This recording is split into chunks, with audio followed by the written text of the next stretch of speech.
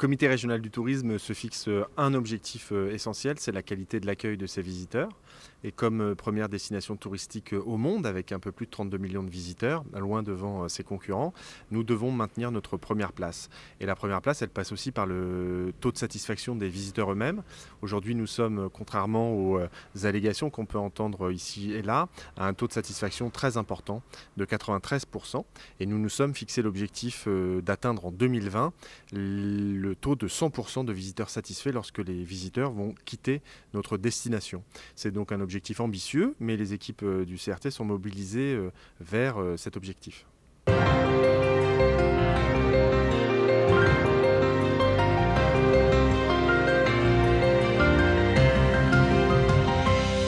La région Île-de-France a élaboré en 2011 et a mis en place en 2012 une stratégie régionale du développement du tourisme et des loisirs qui permet de renforcer l'attractivité de notre territoire et de placer une bonne fois pour toutes notre destination comme étant la première destination touristique au monde. L'un de ces outils essentiels, c'est le Fonds de développement touristique régional. C'est un fonds d'investissement qui permet de consacrer le tourisme comme élément moteur du développement économique de notre territoire. Ce fonds de développement touristique régional, il a aidé jusqu'à présent 42 projets et il a permis à la région d'investir 7 millions d'euros de budget.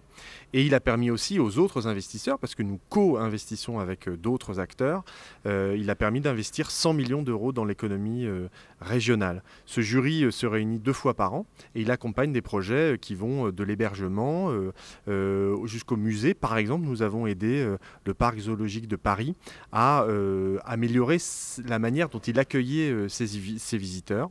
Nous avons aussi, ça se sait assez peu, mais accompagné soutenu la création de 1500 chambres d'hôtel à Paris en Île-de-France.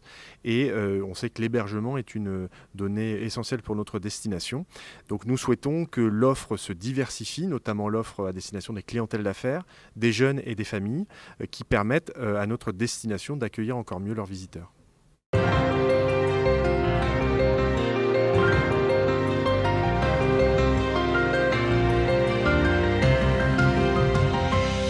Le développement de l'hôtellerie à Paris en Île-de-France est essentiel parce qu'on sait qu'en 2020, il y aura 10 millions de visiteurs en plus. Il faut donc bien les accueillir. Pas uniquement les accueillir, mais bien les accueillir. Donc nous estimons qu'il faut construire 20 000 chambres d'hôtel d'ici à 2020. On sait qu'à Paris, le foncier est saturé.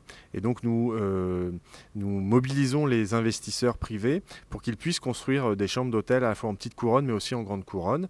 Nous sommes ravis de l'émergence de projets comme Europa City à Gonesse ou Village Nature en Seine-et-Marne. Mais tout ça ne suffira pas. Donc nous avons créé un nouvel outil qui s'appelle le Plan régional d'hébergement. C'est une application web mobile, cartographique, qui permet aux investisseurs de mieux appréhender le choix qu'ils auraient à faire d'investir sur une zone.